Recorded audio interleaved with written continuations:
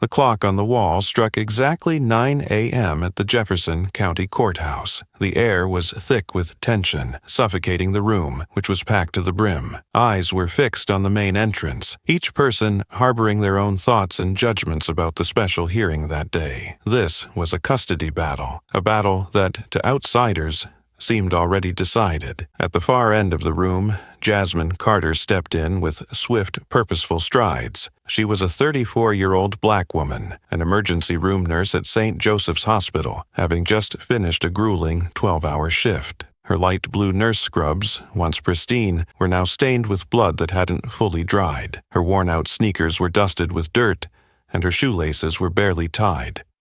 Her hair was hastily tied up in a simple bun, her eyes tired yet filled with resolve.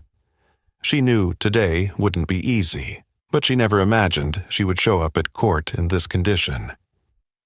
As soon as she entered, Jasmine felt the weight of the judgmental gazes surrounding her. Strangers whispered, some furrowed their brows, while others cast quick, dismissive glances. On the opposite side, Ryan Maxwell, Jasmine's ex-husband, sat confidently in an impeccably tailored suit, his posture exuding arrogance. The wealthy white man who once vowed to protect her now stood as her adversary in the most brutal battle of her life, fighting for custody of their 2 children, whom Jasmine considered her very lifeblood. Jasmine moved to her seat next to her lawyer, Matt Anderson, who was looking at her with a mix of concern and encouragement. As she sat down, he leaned in close, quietly asking, "Jasmine, are you okay?" She gave a slight nod, her gaze falling to her hands. They still bore the red indentations from repeatedly handling needles and bandages. Some bloodstains remained on her scrubs, cold against her fatigued skin. But Jasmine didn't care. She knew she couldn't change the fact that she had saved a life just hours before. A precious life. A 7-year-old white boy whose parents had embraced her, tearfully thanking her in desperation. In that fleeting moment, Jasmine wondered if she would receive any compassion from the judge. But before she could even hope, she locked eyes with Judge Eleanor Mitchell, known for her ruthless severity.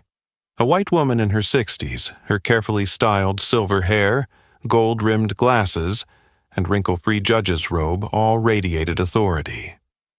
Judge Mitchell assessed Jasmine from head to toe, her discomfort clear on her face. Clearing her throat, Judge Mitchell's cold voice broke the silence that had descended over the room. "Ms. Carter, this is a courtroom, not an emergency room. Do you think it's acceptable to appear here looking like that?" Whispers quickly spread across the room, eyes filled with skepticism and ridicule focused on Jasmine. At that moment, Jasmine understood that this battle was not just about custody. It was also a battle against the deep-seated prejudices of race and class. She had long been familiar with such condescending looks throughout her life, but never did she think she would face them in a place that was supposed to represent justice. Taking a deep breath, Jasmine lifted her head, her gaze unwavering as she looked directly at the powerful woman sitting high above her. She was ready to face it all, even the harsh, bitter realities of this society. The whispers in the courtroom had yet to die down when Judge Eleanor Mitchell's cold, piercing gaze fixed firmly on Jasmine Carter. Jasmine could clearly feel the discomfort, even disgust, in every gesture, every line on the face of this powerful woman. Eleanor Mitchell was infamous for her strictness in the Jefferson County legal community. A white woman in her 60s, always dressed in perfectly pressed attire, every strand of silver hair neatly coiffed, her high heels polished to perfection, and she would accept nothing less than precision and decorum in her courtroom. This was not the first time Judge Mitchell had displayed her displeasure toward someone, but today her anger seemed deeper and more venomous. When she saw Jasmine enter the courtroom in her blood-stained nurse's scrubs, tired and hastily moving, her discomfort shifted to outright disdain. In her eyes, Jasmine was not just irresponsible, she represented the type of person Mitchell had always sought to avoid in both her life and profession. "Miss Carter," her icy voice rang out again, sharper and more distinct this time, instantly silencing the entire room. "I think you need to understand that this is an official court of Jefferson County, not a break room at the hospital. The outfit you're wearing is not acceptable in this courtroom, especially when this trial will decide the future of your own children. Or do you think that just because you were rushing to save someone out there, you're entitled to disrespect everyone here?" Her words struck like sharp daggers, coldly piercing Jasmine's heart. In that moment, Jasmine fought to steady her breath, her gaze unwavering, but her heart felt as though it were being crushed in her chest. A few people in the courtroom exchanged glances, and whispers began anew, their curious and judgmental stares lingering on her. Before Jasmine could respond, her lawyer, Matt Anderson, quickly stood up. His face was tense, but he managed to maintain his composure. "Your Honor, I believe the unique circumstances of Miss Carter's situation today warrant fair consideration. She just came off a shift in the emergency room, where she saved a child's life just hours before arriving here. She did not intend to disrespect anyone." "I didn't ask for your opinion, Mr. Anderson," Judge Mitchell sharply interrupted, her eyes never leaving Jasmine. "Miss Carter is an adult, and I believe she understands the consequences of her thoughtless actions." With that, Mitchell slightly leaned forward, her eyes cold with deeper disdain, her voice lowering but becoming even more menacing. "This trial is not for people who are irresponsible and lack the basic awareness of courtroom attire, like you. Perhaps you should take some time to reflect on whether you truly deserve to be a mother to these two children before you try to prove to others how busy you are. I've seen too many cases like this, people using their jobs as an excuse to mask their own irresponsibility."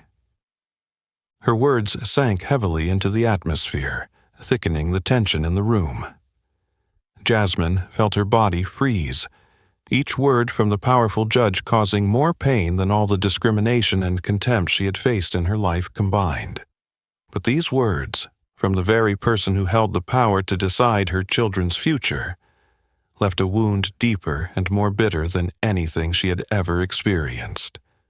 Across from her, Ryan Maxwell, Jasmine's ex-husband, sat with a self-satisfied expression, his lips curling into a faint, smug smile. The slick, wealthy white man sat calmly, watching the proceedings with an indifferent, cold gaze. Ryan knew exactly the advantages he had in this trial: his status, his wealth, his connections, and, most crucially, the prejudiced gaze of the judge directed at Jasmine. For Ryan, Judge Mitchell's cruel remarks were like an unexpected gift, and he didn't even need to speak to turn Jasmine into the loser in everyone's eyes. In that moment, Jasmine felt a powerful surge of anger rising inside her. She took a deep breath, telling herself she could not cry, that she could not let those words shatter her spirit or her faith in the truth. She had nothing to be ashamed of. Her blood-stained scrubs were a symbol of her responsibility, courage, and sacrifice, qualities she carried in her heart every day. But whether she could make the people in this courtroom understand that was an entirely different story. In the thick air of judgment and doubt, Jasmine felt more alone than ever.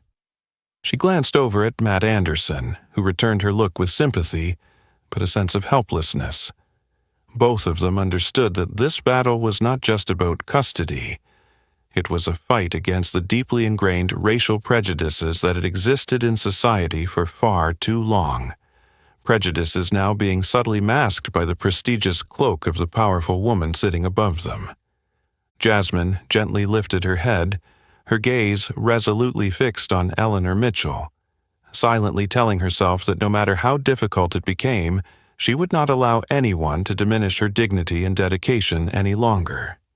She knew that she was not just fighting for herself, but for the children waiting for her at home, waiting for their mother to return and hold them tight, despite the storm brewing outside.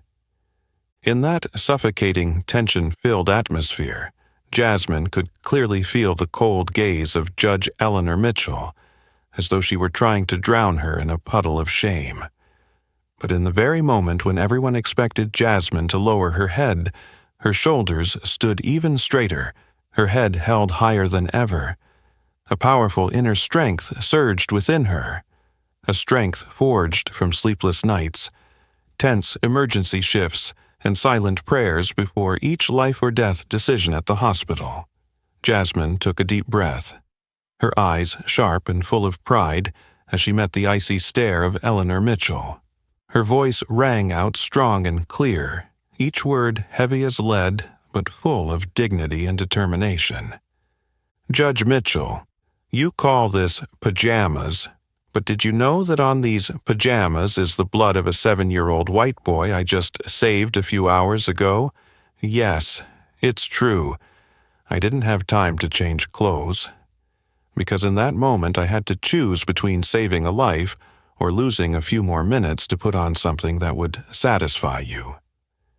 Jasmine's words struck like thunder, cutting through the murmurs and whispers that had been rising.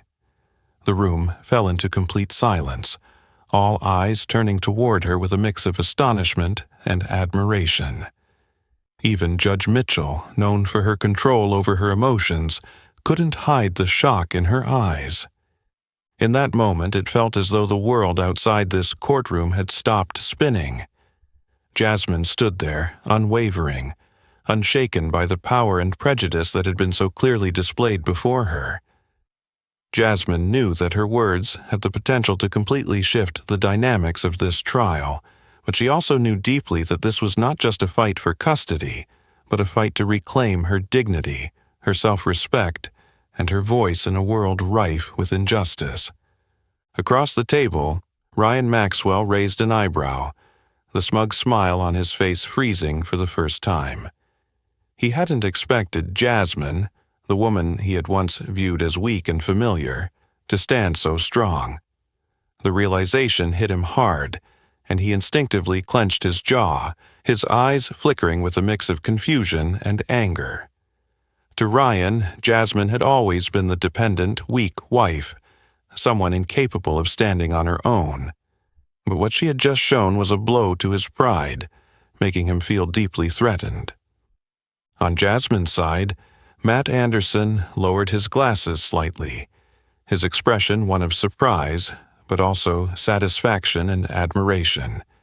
He had always known Jasmine was a strong woman, but he had never witnessed her strength so clearly and powerfully before. Matt wasn't just watching a client defend herself. He was seeing Jasmine as a symbol of dignity and courage, qualities he rarely saw in this cold courtroom.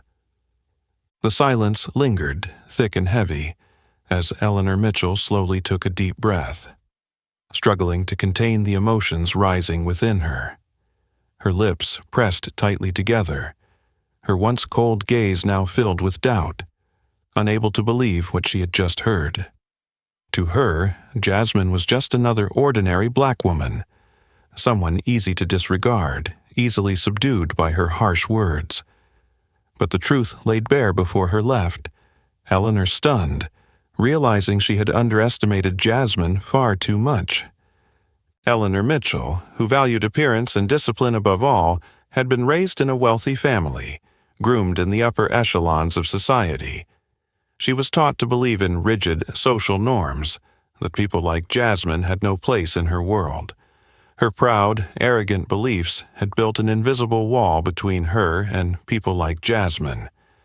And today, Jasmine was the first to dare challenge that invisible wall openly, in front of everyone. In the seemingly endless silence, Eleanor's gaze drifted to her own trembling hands. She clenched them tightly. How long had it been since she felt this uneasy? She had always prided herself on her control, but now she was struggling to maintain her composure.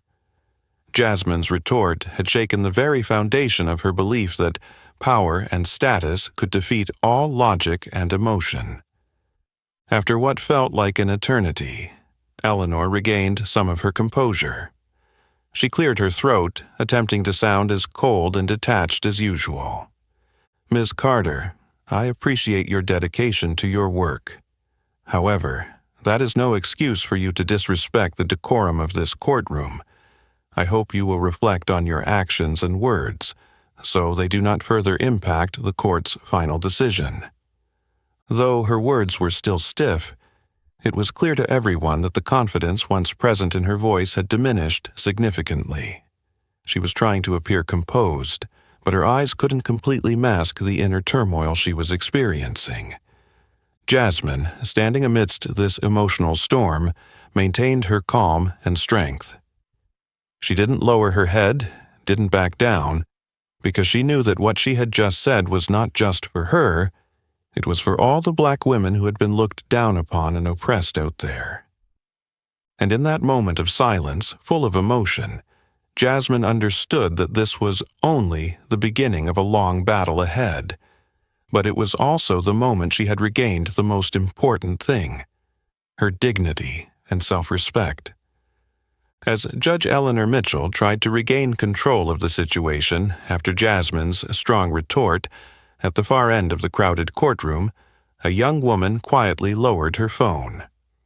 Her name was Emily Harper, a 23-year-old law student who had only been interning at the Jefferson County Courthouse for a few weeks.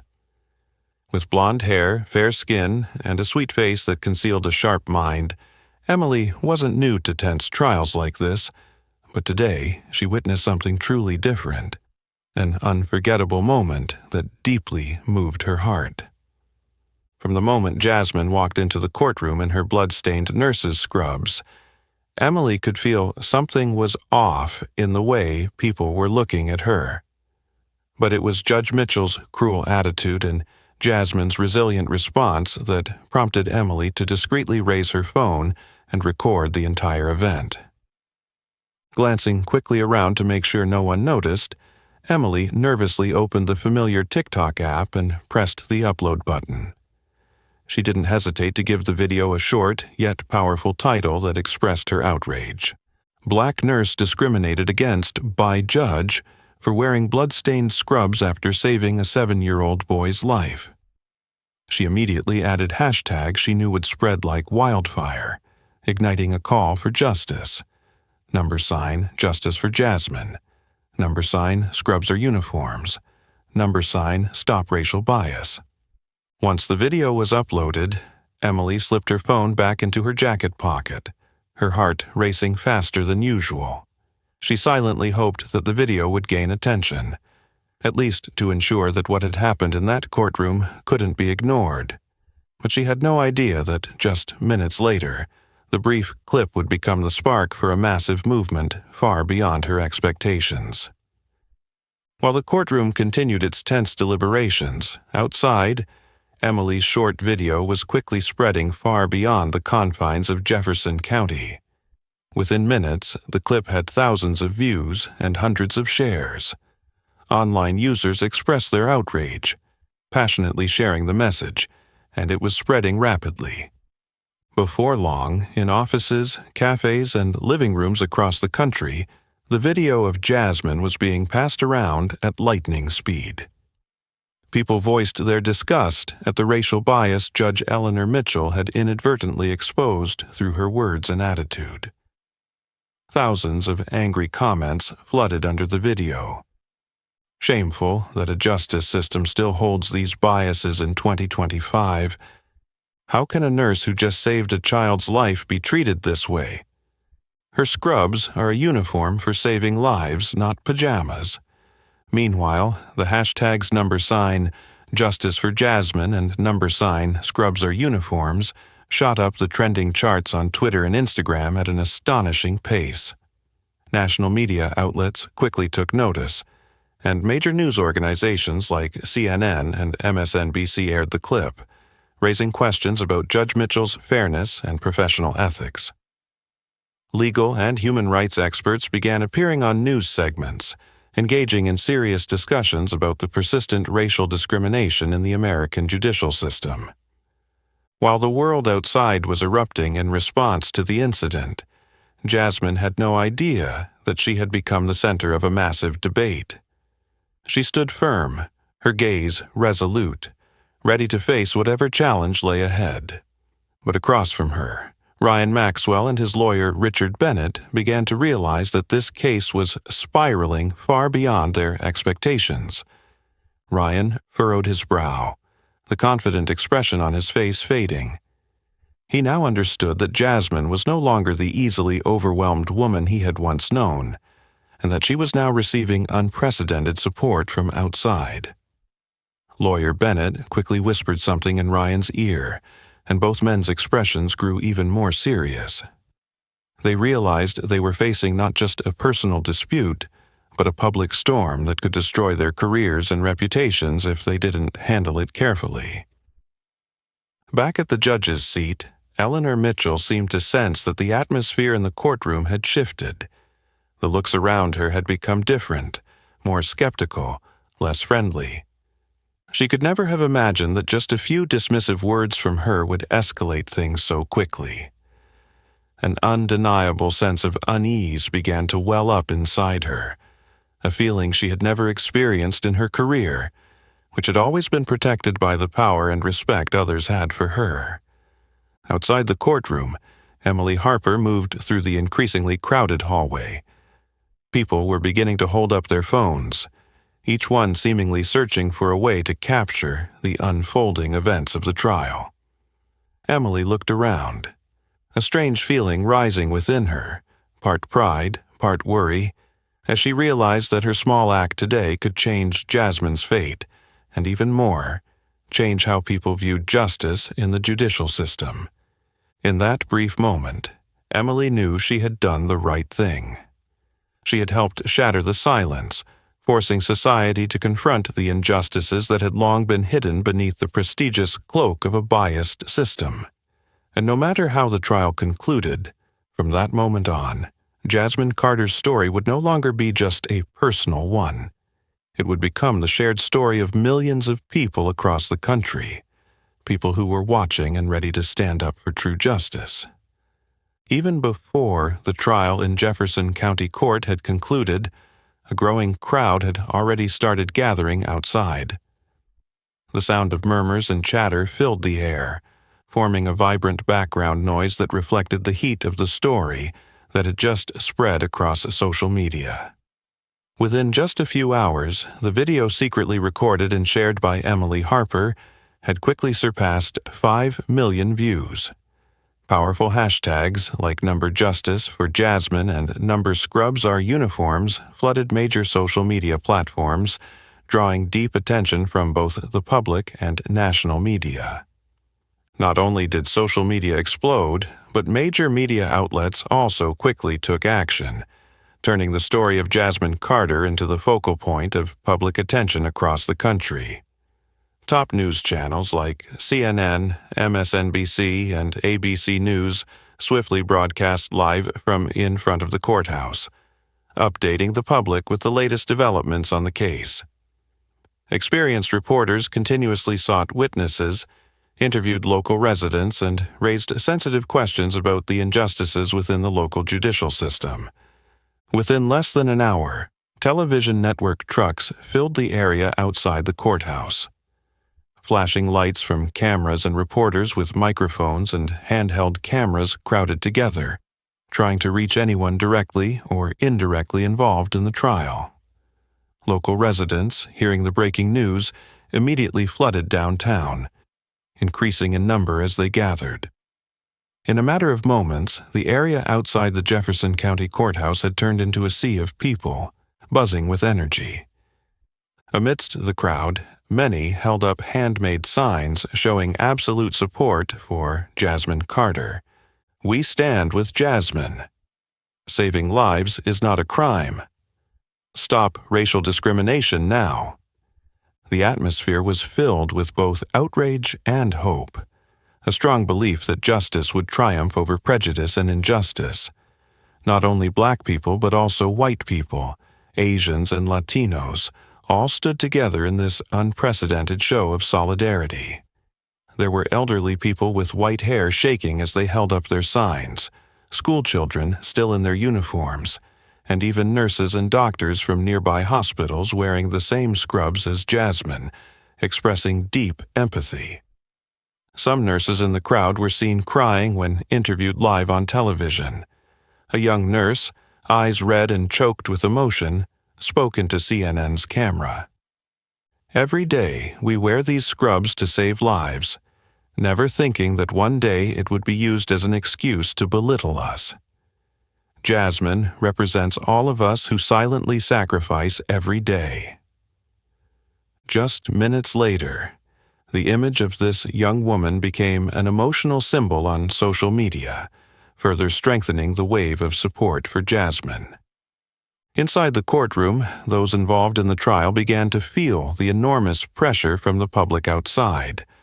The noise from outside became increasingly noticeable, forcing security personnel to work hard to maintain order. Judge Eleanor Mitchell, known for her cold and authoritative demeanor, was no longer as composed as usual. She struggled to focus on the papers in front of her, occasionally glancing out the window, where the chants from the crowd still rang out, reminding her of the consequences of her earlier thoughtless words. For the first time in years, Eleanor Mitchell became acutely aware of the pressure from public opinion. The powerful judge, who once believed she could remain unmoved by external waves, now felt deeply confused and uneasy. Doubts began to creep into her mind about the very values she had always upheld, and the way she had taken it upon herself to easily judge others. Jasmine's strong reply continued to echo in her mind, and now that voice was amplified by the millions calling for justice outside. Meanwhile, Ryan Maxwell and his lawyer Richard Bennett sat across from each other, both in a state of extreme tension. Ryan repeatedly ran his hand through his sleek hair, his chin trembling slightly with worry. He had never expected this lawsuit to escalate into a national event, threatening not just his personal reputation but his entire family's. Lawyer Bennett furrowed his brow, casting a disapproving look at Ryan. He had never liked high-profile cases that brought such negative publicity. Bennett knew that, win or lose, his reputation would be seriously damaged by the public pressure. In a small corner of the courtroom, Jasmine sat quietly, listening to the chaos outside with a heart full of emotion and gratitude. She had never expected such overwhelming support from society, but the truth was that she had now become the symbol of a much larger struggle than just her own. Jasmine felt as though she were drawing strength from millions of strangers, people standing with her, demanding justice and equality. Emily Harper, the young woman who had filmed the original clip, was now standing in the crowd outside the courthouse, looking around with a mixture of shock and emotion. Emily knew that she had played a part in creating this pivotal moment, but what amazed her most was the extraordinary power that the community had shown by standing up together to protect such a brave woman like Jasmine. Emily smiled faintly, her eyes filled with hope. No matter how the trial ended, one thing was certain. This society would no longer easily turn a blind eye to injustice and prejudice. Jasmine Carter's story was no longer just a lawsuit. It had become a powerful statement, awakening a sense of responsibility and unity in every person. Inside the courtroom, the tension grew as the pressure from the outside public intensified.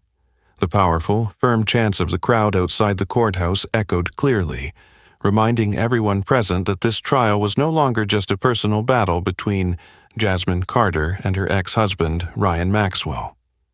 It had transformed into a symbol of a much larger struggle, a fight against the deep-seated prejudice and injustice that persisted in society. Richard Bennett, the lawyer representing Ryan Maxwell, glanced around the courtroom, his palms slightly sweating as he realized the immense pressure from public opinion had made the situation harder to control than ever before. Richard Bennett was a middle-aged white man, renowned throughout the city for his sharp litigation skills and his cold, decisive demeanor, which at times bordered on ruthless. Hired at a hefty fee, his sole goal was always to win at any cost. But today, he faced a completely different situation. A trial where every word was being scrutinized by millions of people watching closely.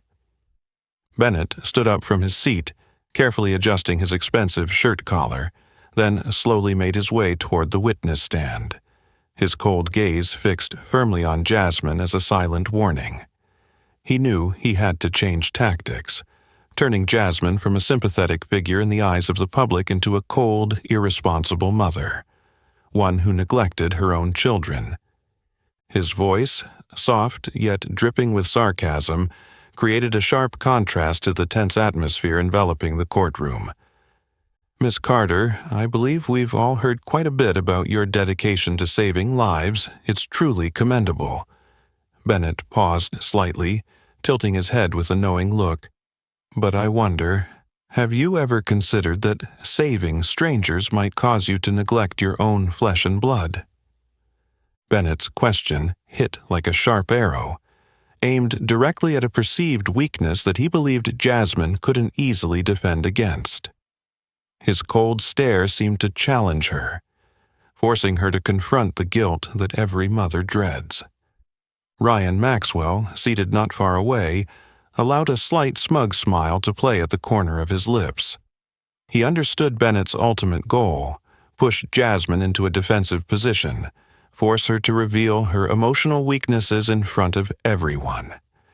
Ryan had always seen Jasmine as a woman dedicated to her work, sometimes to the detriment of her own well-being, and today that very commitment would be exploited against her. But Jasmine did not falter under Bennett's calculated pressure. She stared directly at him, her eyes alight with the strength of a woman who had endured countless trials and hardships. When she began to speak, her voice was not just calm but resolute, carrying deep conviction. "Mr. Bennett, I have not forgotten my children. In fact, every time I walk into that hospital and save a life, the only thing on my mind is the image of my own children. I save someone else's child because I want to be the kind of mother I hope will be there if my own children were in danger. You may call it neglect, but to me, it's love. It's responsibility as a mother." Jasmine took a deep breath, her voice growing even stronger as she sent a clear message to everyone in the courtroom. "It's this very job that has fed my children since their father walked away. It's this very job that has allowed me to stand on my own 2 feet and protect my children from the cold, selfishness they've had to endure. If what I'm doing is wrong, then show me how many mothers out there are wrong just like I am." Her powerful and emotional words instantly silenced the entire courtroom. Everyone seemed to be drawn into the force of her emotions, and even Richard Bennett couldn't help but feel unsettled by her incredible resilience. He had expected Jasmine to crumble under his sharp question, but the reality was the complete opposite. He had misjudged the inner strength of this woman. Bennett instinctively glanced at Ryan Maxwell, whose expression had now become serious, his initial confidence fading. Ryan began to clearly feel that his obstinance was facing an enormous obstacle, a barrier built from Jasmine's dignity and unwavering motherhood and the immense support from the public outside. Outside, the chants and support of Jasmine rang out once again, louder than ever, as if everyone was collectively agreeing with what she had just said.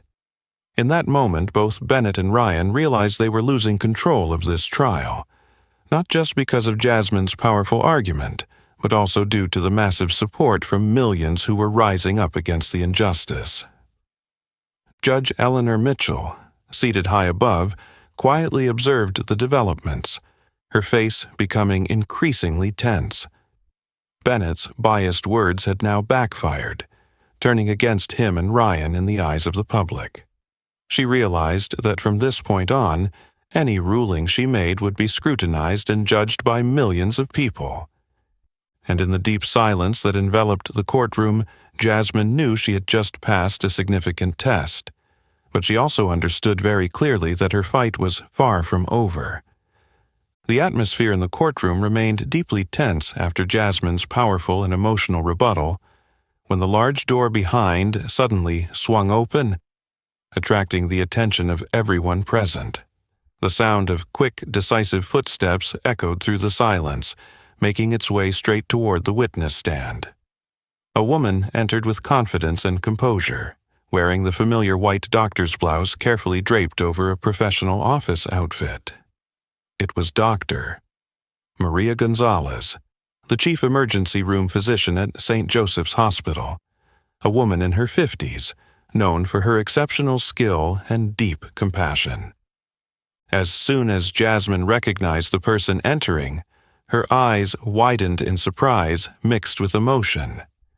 She had never imagined that her boss, always busy with hundreds of patients like Dr. Gonzalez, would be willing to drop everything to come here, in the midst of this tense trial, to defend her honor.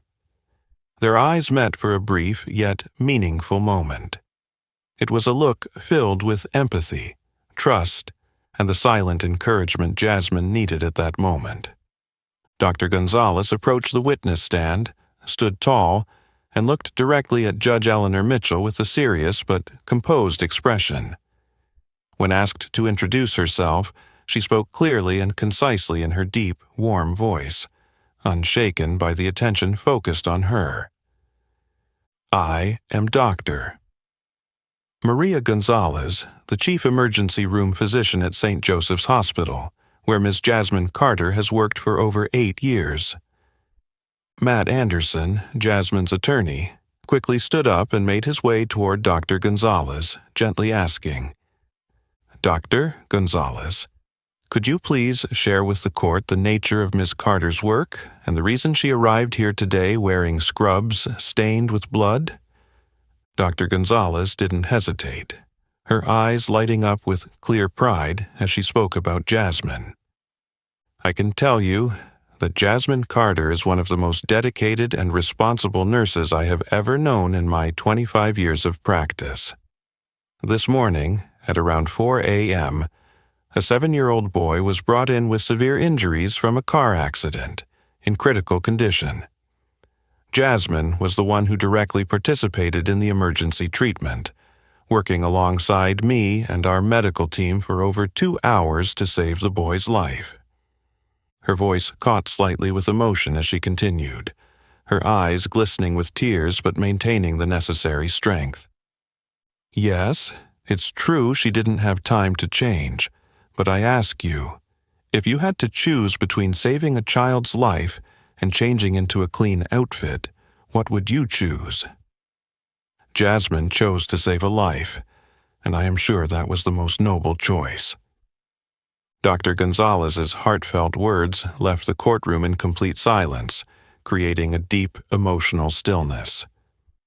Richard Bennett stood across from her, his brow furrowed as he realized the situation was turning increasingly unfavorable. He glanced at Ryan Maxwell, whose face showed confusion and disappointment, clearly signaling a loss of the initial confidence he had once had. Dr. Gonzalez turned back to look directly at Judge Mitchell, her voice now more serious than ever. "But the saddest thing I see in this trial is not that Jasmine had to rush here in blood-stained scrubs, but the way she has been treated and judged by those who should be protecting justice and equality. I've worked with Jasmine long enough to know that she has to work twice, even 3 times as hard as others, just to be recognized as a normal person, simply because she is a black woman. And today, once again, she faces the contempt and prejudice that should not exist in this courtroom, a place that represents justice." Dr. Gonzalez's sharp but incredibly honest words rang like a wake-up call for everyone in the courtroom. Many people bowed their heads silently, questioning the biases, intentional or accidental, they had harbored. Some even began to feel ashamed for having silently agreed with the unfair criticisms from Judge Mitchell and lawyer Bennett earlier. At this moment, Eleanor Mitchell could no longer hide the increasing discomfort on her face. She had never anticipated that this trial would take such a complex and disadvantageous turn.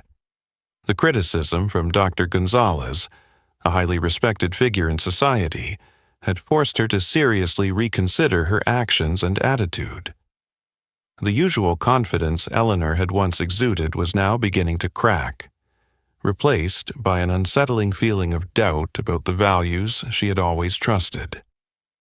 Outside the courtroom, as Dr. Gonzalez's emotional testimony was quickly picked up by reporters and broadcasted live, the crowd outside once again raised their voices in powerful support of Jasmine.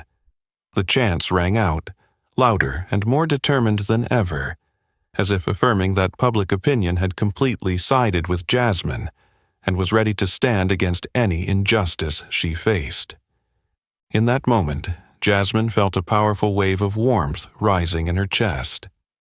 Dr. Gonzalez's testimony not only gave her more strength to continue this fight, but also helped her believe in a future where people were judged by their qualities and sacrifices, not by their skin color or outdated societal prejudices. Jasmine understood that this struggle would not end with today's trial. It was just the beginning. The silence in the courtroom was thick with emotion after Dr. Maria Gonzalez's powerful testimony, like a tolling bell striking deep into the minds of everyone present. Jasmine stood there, her chest filled with emotions she could hardly put into words. Even Judge Eleanor Mitchell, who had always maintained an air of cold authority, could no longer hide the clear disturbance in her eyes and expression. Attorney Matt Anderson gently moved toward the judge's bench, his voice low and full of emotion. "Your Honor, I would like to submit one more piece of evidence, a letter I just received right before this trial began. This is a letter from the parents of the 7-year-old boy whom Ms. Jasmine Carter saved this morning. I believe this letter will help us better understand the true character of the woman standing before you today." Anderson slowly unfolded the hastily written letter on a simple piece of paper, his hands trembling slightly as he began to read aloud, each word clear but filled with emotion. "Dear Court, we are the parents of the 7-year-old boy who was rushed to St. Joseph's Hospital this morning in critical condition after a serious car accident. Our hearts nearly stopped when we were told our son might not survive. At that most desperate moment, it was Miss Jasmine Carter who stood by us, tirelessly fighting to save our son's life. She didn't just fulfill her duty as a nurse, she did so with all the love and compassion a person could give. When we learned that Miss Jasmine had to leave the hospital right after saving our son's life to come to this court to fight for the custody of her own children, our hearts broke into pieces. As parents, we cannot fathom how such a wonderful mother could endure such great injustice. We humbly ask this court to listen to our heartfelt plea. Jasmine saved our son's life. That mother deserves to keep her children. Thank you for your time and consideration. David and Sarah Thompson." The moment the last words left Anderson's mouth, a profound silence fell over the courtroom, heavy yet full of emotion. Everyone seemed to stop breathing for a moment, trying to absorb the deep meaning behind the words of this stranger couple. Many in the courtroom began to feel the sting of tears, which quietly rolled down their faces, tears of empathy, compassion, and even shame for the biases they had either unknowingly or willfully carried with them. Even Richard Bennett, the usually cold and ruthless lawyer, instinctively lowered his head, avoiding the tearful gazes of those around him. He clearly felt that every word in the letter was a direct condemnation aimed at the strategy he had employed, those prejudiced remarks and questions, attempting to turn Jasmine from a devoted mother into an irresponsible woman who neglected her family. Ryan Maxwell, sitting beside him, now appeared pale, his usual arrogance completely gone. He sat quietly, his hands clenched in helplessness, the feeling of deep shame unfamiliar and overwhelming. On the high bench, Eleanor Mitchell slowly removed her glasses, discreetly wiping away a tear from the corner of her eye. She had never expected to be so moved in a courtroom.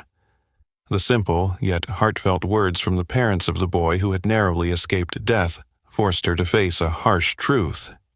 She too had inadvertently allowed bias and contempt to influence her judgment of Jasmine.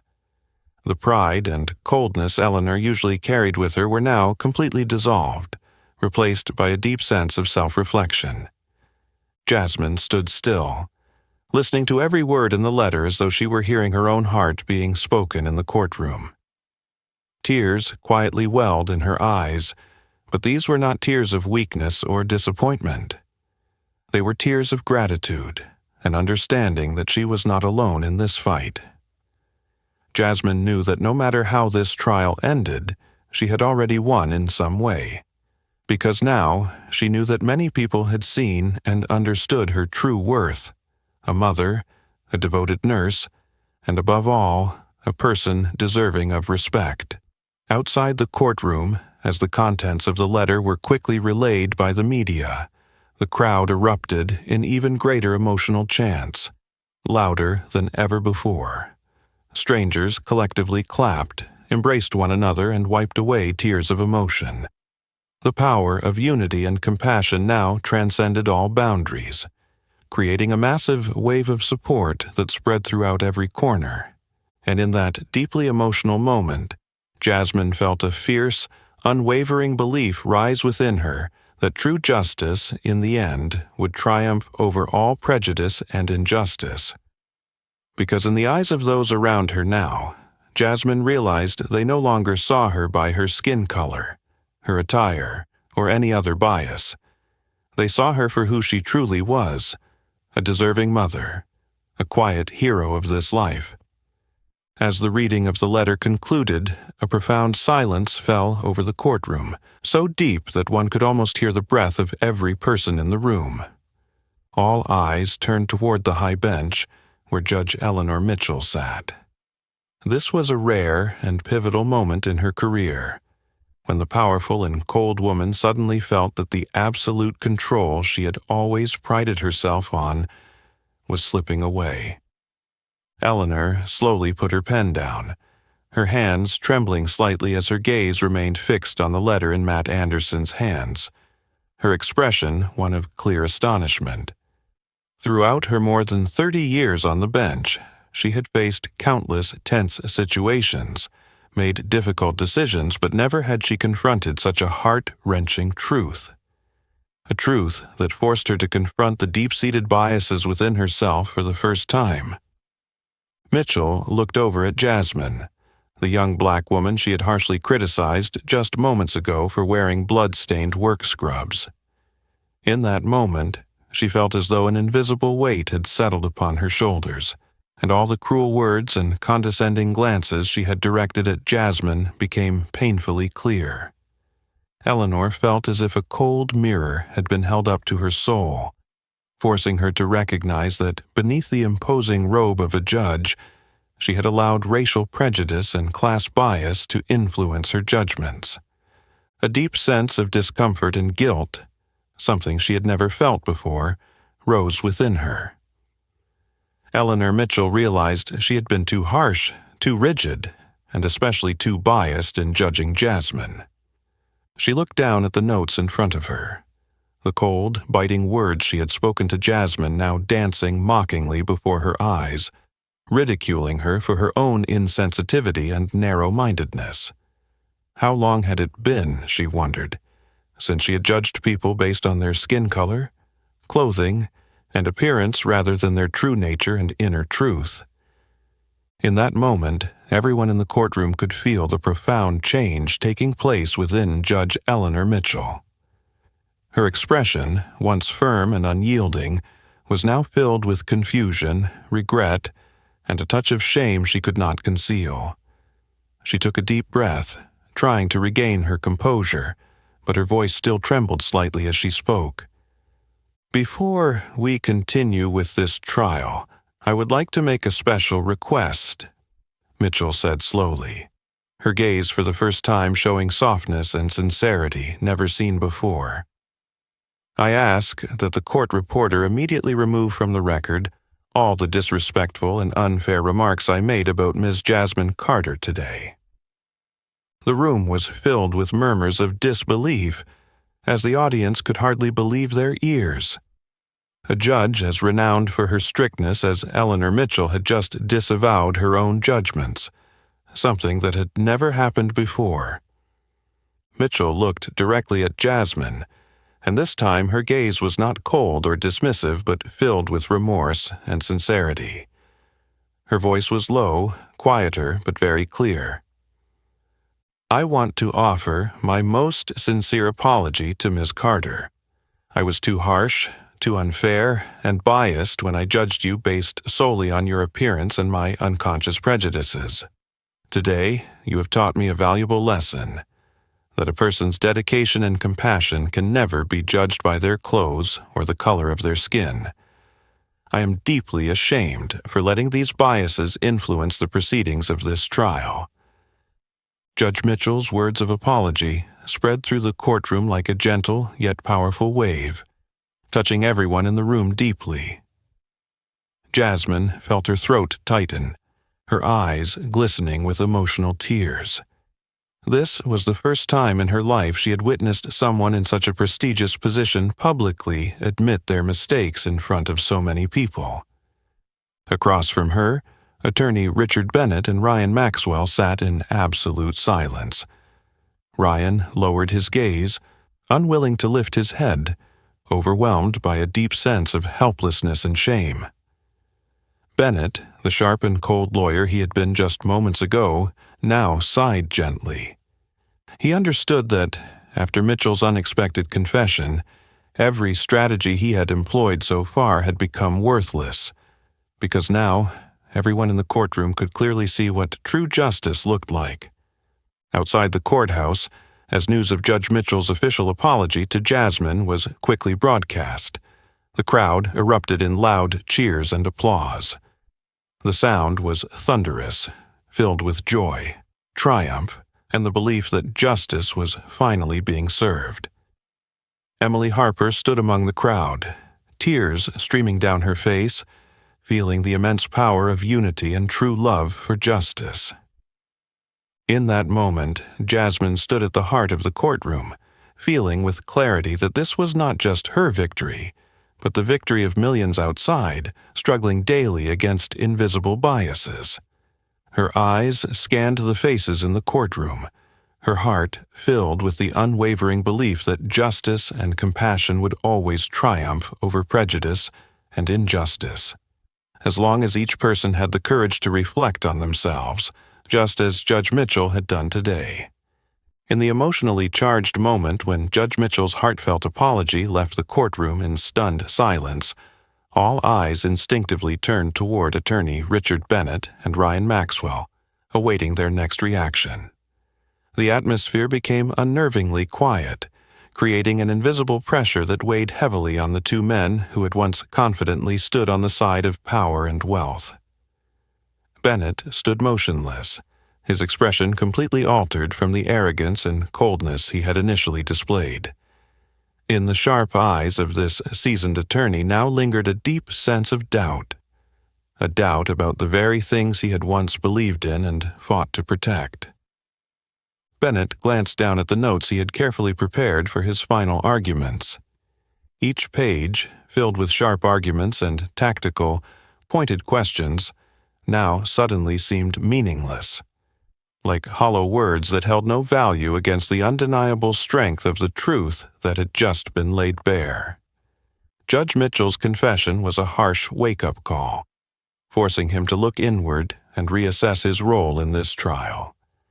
He glanced at Ryan Maxwell sitting beside him, whose once proud eyes were now darkened with disappointment and helplessness. Ryan didn't dare to look up, his hands clenched tightly, trembling slightly. For the first time in his life, he was forced to confront the reality that money and power could not shield him from the truth and justice. Bennett could clearly sense the failure in Ryan's eyes and gestures, and for the first time in his career, he felt deep shame for having participated in causing more pain to a woman who had endured so much injustice. Looking toward Jasmine, Bennett saw her standing there, still strong and dignified despite the deeply emotional moments she had just gone through. The image of the nurse in blood-stained scrubs, symbolizing dedication, responsibility, and motherhood, stirred an undeniable feeling of remorse within him. Bennett took a deep breath, silently questioning whether any victory would truly be worthwhile if it were built upon injustice and bias. Slowly, he stood up, feeling as though his legs were heavy with the weight of his decision. He scanned the room, where all eyes were on him, filled with surprise and curiosity. His voice rose slowly, this time devoid of confidence, replaced instead with sincerity and clarity more than ever before. Your Honor, before we continue this trial, I would like to say a few words. I voluntarily withdraw my final argument and offer my deepest apologies for allowing prejudice and flawed tactics to influence my approach to this case. Bennett's words hit the courtroom like a thunderclap, leaving everyone stunned. A lawyer, renowned for his firmness and coldness in the courtroom, had just publicly admitted his mistake and willingly stepped back, something no one had ever expected. Whispers of astonishment filled the room, but Bennett didn't stop there. He continued in a clear, powerful voice. As a lawyer, I've always been taught that my job is to protect the interest of my client. But today, I realize that doesn't mean I have the right to disregard everything, including justice and truth. I deliberately exploited societal biases in an attempt to weaken Ms. Carter's image, and I sincerely apologize for that. Jasmine Carter has shown us all that the true value of a person can never be judged by their appearance, race, or social class. As Bennett finished speaking, the room fell into complete silence, a profound stillness enveloping the space. Jasmine felt her throat tighten, unable to believe what she had just heard. She looked at Bennett, and his eyes were completely different now, sincere, filled with regret and deep remorse. She understood that, though late, he had truly awakened to the undeniable truth. Ryan Maxwell, sitting beside him, could hardly contain his emotions. The anger and disappointment made him tremble, but there was nothing he could do anymore. He had lost in the very battle he thought would be easily won with money and power. Outside the courtroom, as news of Attorney Bennett's public apology and voluntary withdrawal of his final argument spread, the crowd erupted in overwhelming applause and cheers. The sound was deafening, filled with joy, triumph, and the belief that justice had finally been served. Ordinary citizens, those who had long trusted in justice but had been repeatedly disappointed, could now believe once again, because they had witnessed a special moment when someone representing power and social bias had bowed to the truth and human dignity. On the high bench, Judge Mitchell silently observed the entire event, her heart filled with emotion. She understood that this was an incredibly important moment, not just for Jasmine Carter, but for the entire judicial system she represented. A system that, from this moment forward, needed to change, to be fairer, more humane, and free of the invisible biases that had existed for far too long. In that moment, Jasmine stood in the courtroom, silently wiping the tear that rolled down her cheek. She knew she was not alone in this fight, and finally, justice had spoken. Not through the power of wealth or authority, but through the power of truth and compassion. As Attorney Bennett's unexpected voluntary withdrawal concluded, the courtroom was still submerged in a profound silence, filled with both astonishment and emotion. Every person present was acutely aware that they had just witnessed an extraordinary moment, one where justice, truth, and compassion had clearly defeated power, prejudice, and wealth. All eyes turned toward Judge Eleanor Mitchell, waiting for her final decision after the emotional developments that had unfolded. Judge Mitchell took a deep breath, her hand resting on the judgment table, still slightly trembling. After so many years on the bench, she had never experienced a trial that impacted her heart so profoundly as this one. Jasmine's sincere and powerful words, "Doctor." Gonzalez's emotional testimony, the heartfelt letter from the family of the boy Jasmine saved, and even Bennett's confession of guilt. These events had forced her to deeply reassess herself and the justice she had sworn to uphold. She slowly stood up, her voice calm but full of authority, clear and stronger than ever before. After carefully considering all the evidence, testimony, and especially the events that have transpired today in this courtroom, I have come to my final decision. Everyone instinctively held their breath, their eyes fixed entirely on the powerful woman on the high bench. Jasmine, too, stood still, her heart racing so fast that she could hear the beats in her chest. For Jasmine, this wasn't just a routine custody battle. It was a fight to protect her dignity, honor, and the sacred right to motherhood. Judge Mitchell directed her gaze straight at Jasmine, her expression now devoid of the usual coldness and rigidity, replaced by warmth, empathy, and deep sincerity. "Ms. Jasmine Carter, I hereby declare, without a doubt, that after everything we have witnessed today, no one in this courtroom can deny the sacrifice, courage, and noble qualities you possess. I made a grave mistake in underestimating you, and I sincerely take full responsibility for my own bias and prejudice." She paused for a moment, took another deep breath, before delivering the most significant judgment in Jasmine's life. "I have decided to grant full custody of the 2 children to Ms. Jasmine Carter. I have absolute trust that you are a wonderful mother, a strong woman, and the brightest example of compassion and dedication that I have witnessed throughout my career." As the announcement echoed through the room, the courtroom erupted in a wave of applause and emotional cheers. The crowd, comprising citizens, healthcare colleagues, and even court staff, rose to their feet, tears of happiness streaming down their faces. It was a moment filled with emotion when justice truly triumphed. Not through power or wealth, but through the strength of truth, courage, and human dignity. In the front row, Attorney Matt Anderson clapped loudly, his eyes filled with pride as he looked at Jasmine. Across the room, Attorney Bennett bowed his head slightly, not in bitter defeat, but as a genuine gesture of respect for the extraordinary woman who had stood up against all prejudice and injustice. Ryan Maxwell, who had once believed that wealth and status would ensure his victory, sat still and motionless, completely stunned. He realized, for the first time in his life, that power and wealth had been completely defeated by the dignity and strength of true motherhood. Jasmine stood there, tears gently flowing down her cheeks, feeling an overwhelming sense of relief and deep happiness. She had fought long and hard for this moment, and at last, all the pain, pressure, and suffering she had endured had been worth it.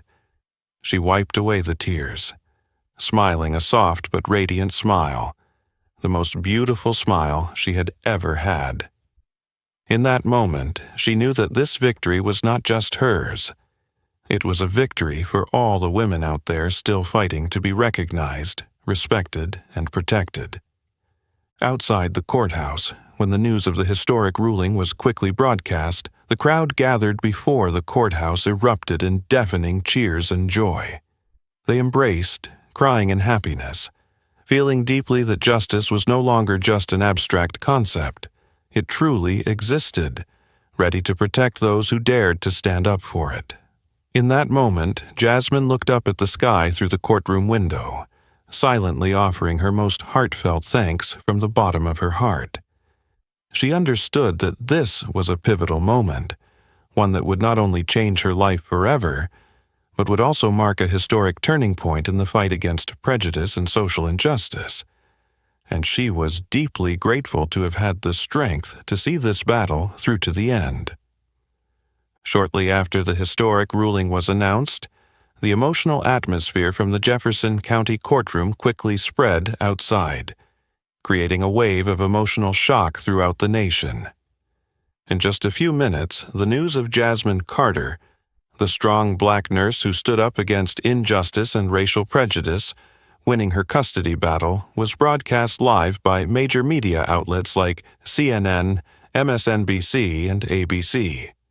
Bold headlines flashed across TV screens, and online articles were continuously updated with the most moving and powerful content, all focusing on Jasmine with deep admiration and empathy. Black nurse defeats prejudice, Jasmine Carter becomes a symbol of justice, a trial that changed history when dignity triumphed over power and racism. Within less than 24 hours, Jasmine Carter's name became a national symbol of the fight against prejudice and racial discrimination, a living testament to the power of compassion, justice, and human dignity.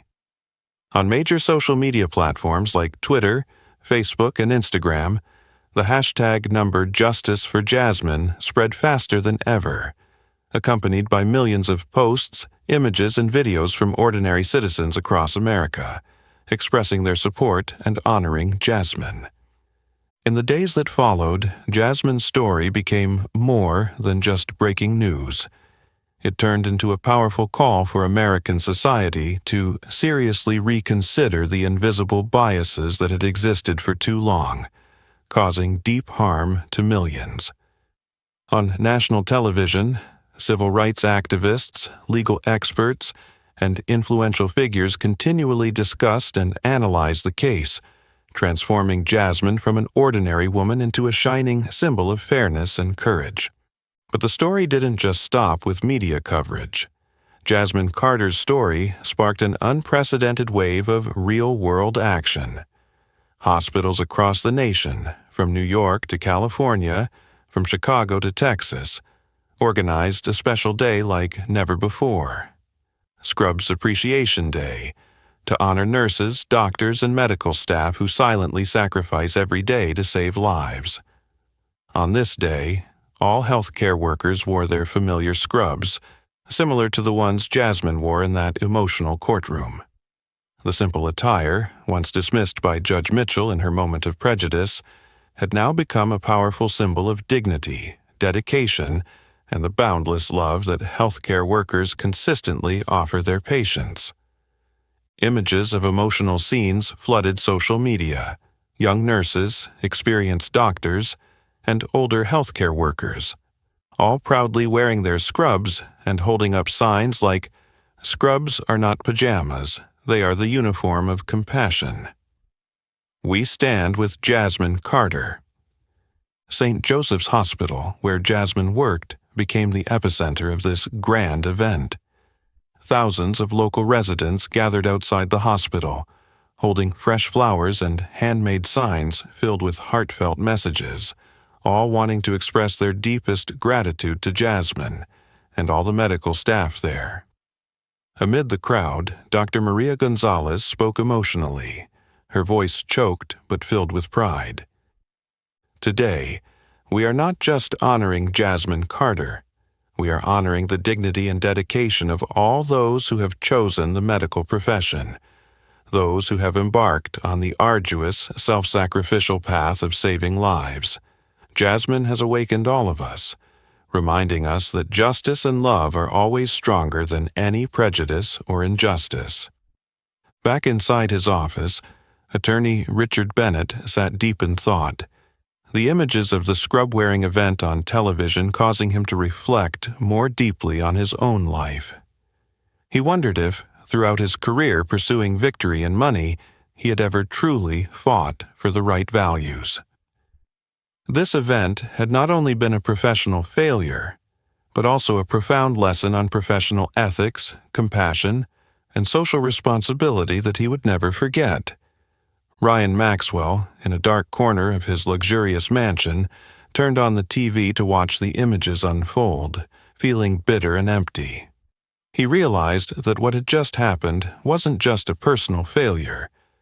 It was the most painful awakening of his life, realizing that money and power could not always conceal the true nature of a person. Meanwhile, Jasmine remained as she always was, humble and simple, amid all the honors and praise. On the special day when all of America wore scrubs for her, Jasmine continued her shift at the hospital, caring for patients as she always did. When asked by her colleagues how it felt to become a societal icon, Jasmine smiled softly and replied gently but sincerely, "I never thought I would become a symbol of anything. I just do the work I love, try to be the best mother I can be, and stand up whenever I see injustice. If my story helps someone out there find the courage to speak up and fight for the truth, then I know that everything I've gone through has been worth it." And in that moment, as the whole nation honored and supported her, Jasmine understood clearly that this story was no longer just hers. It had become the shared story of all those who have always believed that fairness, dignity, and compassion will always be stronger than any prejudice or injustice in society. The wave of impact created by Jasmine Carter's story did not stop at protests or emotional social media posts. In a very short time after the historic trial, the influence of Jasmine's courageous actions spread far beyond the usual media coverage, becoming an inseparable part of the public consciousness across the United States. And it was at that very moment that an unexpected proposal was sent to Jasmine from a place she never imagined, the American Labor and Service Museum. Located in the heart of Washington, D.C., the American Labor and Service Museum is home to some of the most valuable artifacts documenting the important milestones in the struggle for justice and equality in this country. The museum's management decided to reach out directly to Jasmine, requesting that she consider donating her famous blood-stained scrubs, the ones she wore during her historic custody trial, to be permanently displayed alongside historically significant artifacts such as Rosa Parks's shoes, the fireman's helmet from the 9/11 attacks, and protest banners from the civil rights movement of the 1960s. At first, Jasmine was truly taken aback by this proposal. She had never thought that her simple, blood-stained scrubs would be seen as a symbol of such immense historical significance. To Jasmine, those scrubs were just part of her daily work, the uniform she wore while saving lives and witnessing life and death every day. She had never imagined they would represent anything larger than that. Jasmine was a humble person, always trying to avoid the media spotlight. Becoming a symbol, even with the nation's praise, made her feel uncomfortable and even reluctant. But after careful thought, and with gentle yet sincere encouragement from her colleagues and close friends, especially from Dr. Maria Gonzalez, whom Jasmine respected deeply as a mentor and older sister, Jasmine decided to accept the proposal. Dr. Gonzalez had told her earnestly, "You're not just doing this for yourself, Jasmine.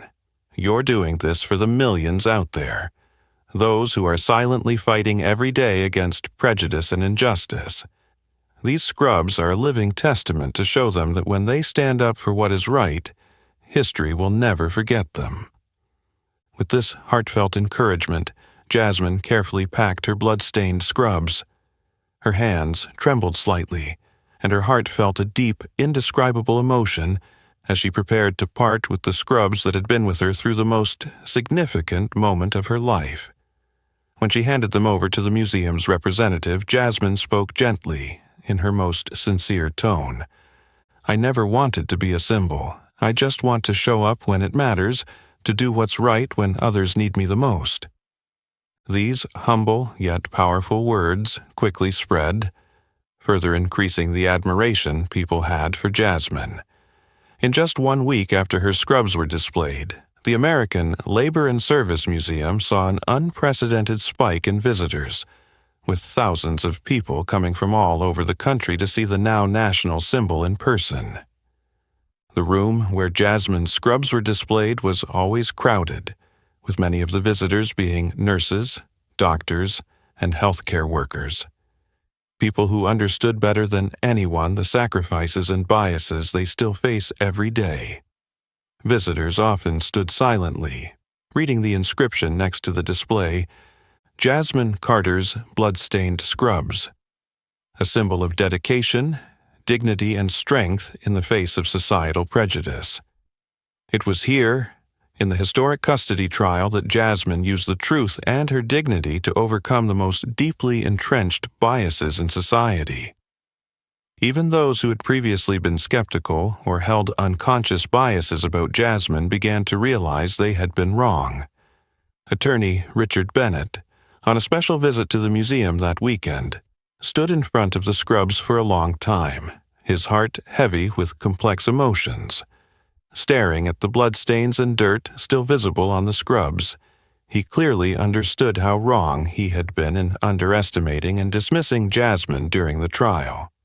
Bennett left the museum with an odd sense of relief that he had finally understood and accepted the deepest lesson of his career.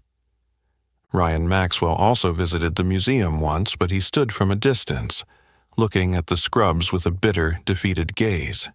He realized that he had lost everything, not because of a lack of money or power, but because he hadn't understood that the true value of a person isn't measured by superficial things, but by what is inside their heart and their actions. Meanwhile, Jasmine continued with her everyday work at St. Joseph's Hospital, dedicated to caring for her patients and raising her two beloved children. Occasionally, she received heartfelt letters from all over, expressing gratitude and admiration. But for Jasmine, none of this changed her. She remained humble, quiet, and as normal as she had always been. One late afternoon, as she sat with her children in their small living room, watching a special program on justice and civil rights, her daughter turned to her with curious eyes and asked, "Mom, why do people want to see the clothes you wore?" Jasmine gently embraced her daughter, smiling warmly and replying, "Because sometimes the simplest things in life are the ones that speak the most about who we are. Those clothes remind everyone that when it matters, anyone can stand up, do what's right, and make a difference." And Jasmine knew that whether she wanted it or not, her scrubs had truly become a permanent symbol, a reminder to everyone of the power of justice, compassion, and the courage to rise above societal prejudice.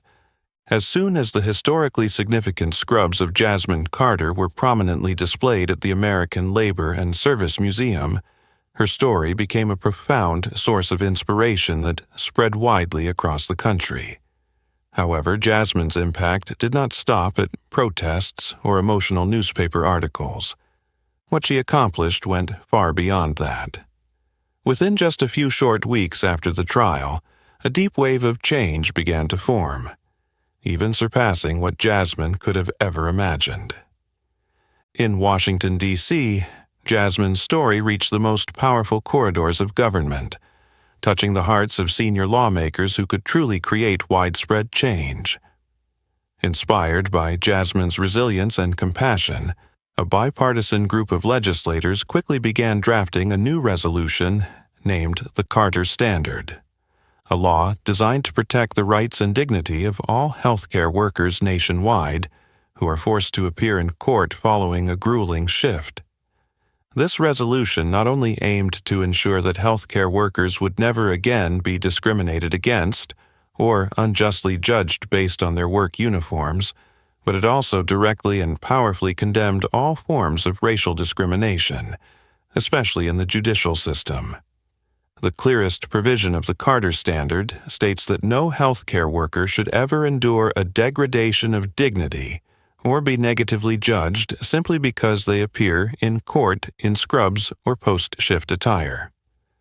Another crucial part of the resolution declared that any biased behavior, speech, or attitude from judges or lawyers is a serious violation of professional ethics, warranting specific and severe disciplinary actions.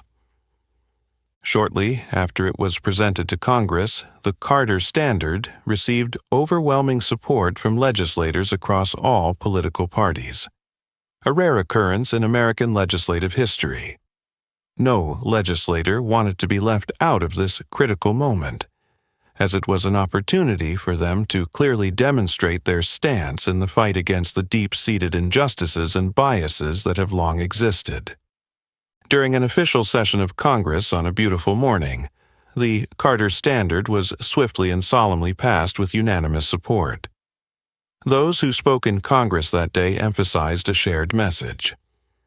We pass this resolution not only for Jasmine Carter, but for the millions of healthcare workers across the nation, those who continue to sacrifice every day to save lives and protect public health. We have a duty to protect their dignity, devotion, and noble sacrifice from all disdain and prejudice. When news of the passage of the Carter Standard spread through national media, millions of people across the country immediately celebrated with joy and deep pride. On social media, the hashtag number CARTERSTANDARD quickly became a global trend, accompanied by personal stories, experiences, and heartfelt thanks from healthcare workers, lawyers, activists, and ordinary citizens. In courts across the United States, an unprecedented wave of change also began to take place. After the Carter Standard was enacted, hundreds of judges, those who had unintentionally or deliberately allowed biases to influence their decisions in the past, publicly apologized in the media, sincerely acknowledging their mistakes. This was a historic move never seen before, profoundly shaking the American judiciary and creating a domino effect that sparked sweeping changes in the way the judicial system operated nationwide. One of the most notable judges to publicly apologize was Eleanor Mitchell. On national television, Judge Mitchell openly shared her greatest career mistake. "I once thought that a judge like me was never influenced by bias, but Jasmine Carter's trial showed me a sad and profound reality. None of us are completely immune to our unconscious prejudices. I am grateful that Jasmine had the courage to stand up and help me realize that justice can only exist when we are truly fair and view people with our hearts, not through eyes clouded by prejudice." Even Richard Bennett, the lawyer who had represented Ryan Maxwell, publicly supported the resolution on television, stating that he viewed the Carter Standard as an important step not only for society, but also for the professional ethics of those in the legal profession. Meanwhile, at St. Joseph Hospital, Jasmine remained humble and modest amid all the historic events surrounding her. But she could not hide the tears of emotion as she witnessed the moment the Carter Standard was passed. For Jasmine, this was not just a personal victory. It was a beacon of hope for millions of others, those who had long silently endured injustice without being able to speak out. One weekend evening, as Jasmine sat quietly with her two beloved children in their small home, her daughter gently whispered, "Mom, now everyone knows who you are. How do you feel?" Jasmine smiled softly, stroked her daughter's hair, and spoke with the most loving and sincere voice. "I don't need them to remember who I am, my love. I just hope they will always remember the most important lesson. No one deserves to be judged based on their appearance, clothing, or race. And more importantly, each of us can change the world with our own kindness and the courage to stand up when necessary." And Jasmine understood that the resolution bearing her name, the Carter Standard, had truly exceeded everything she had ever hoped for. It was no longer just her story. It had become an integral part of history, a timeless reminder that justice, love, and dignity will always triumph over prejudice and injustice as long as we are brave enough to stand up and protect those values. In the days following the passage of the Carter Standard Resolution, its impact continued to resonate throughout the nation. A silent yet extraordinary journey that Jasmine Carter had undertaken still reverberating deeply in the heart of America. No longer just headlines on newspapers or breaking news on television, but an emotion that seeped slowly into evening conversations between parents and children, into hospital meetings, into citizenship ethics lessons in schools, and into the inner thoughts of those who once believed prejudice was something that could never be changed. Then, as a meaningful conclusion to the first chapter of her journey, the City Council of Jasmine's hometown, a small but proud town called Northbridge, located in southern Maryland, held a special closed meeting. After unanimous agreement, they reached a historic decision to declare April 14th every year as Jasmine Carter Day. This day was not only to honor a woman who had courageously stood up for justice, but also to deeply instill the values she represented: silent bravery, resilience in the face of prejudice, responsibility to the community, and above all, the spirit of never abandoning what is right, even when it leads to misunderstanding, isolation, or harm. The announcement was made at the town's central square, where the townspeople had once walked past Jasmine without noticing her. Now they gathered in a crowd, their eyes full of admiration and gratitude. There was no loud parade, no fireworks, or glamorous stage, just old neighbors, colleagues, students, teachers, and even strangers, standing together in respectful silence, holding white candles, bowing their heads as the mayor read her name aloud on a bronze plaque. Jasmine Carter Day, honoring the power of compassion, dignity, and justice. Jasmine stood quietly in the back corner, in a simple coat, silently observing the crowd. She didn't step forward to speak, didn't wave or shed tears. It wasn't because she wasn't moved, but because the overwhelming emotion made her want to fully experience that moment, silently and sincerely, just as she had always lived. That evening, after the ceremony, Jasmine placed the congratulatory cards and handwritten letters from people into the dining table.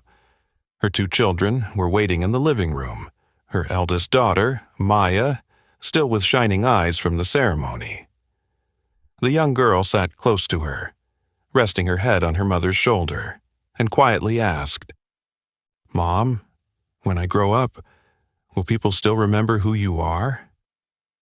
The question echoed softly, but with a weight that struck Jasmine's heart.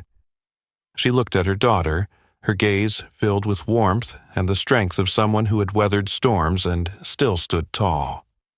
Her hand gently squeezed Maya's hand, and she responded tenderly, "They may not remember my name, or my face, or what I said, but they will remember that there was someone who didn't run away, even when everything was against her.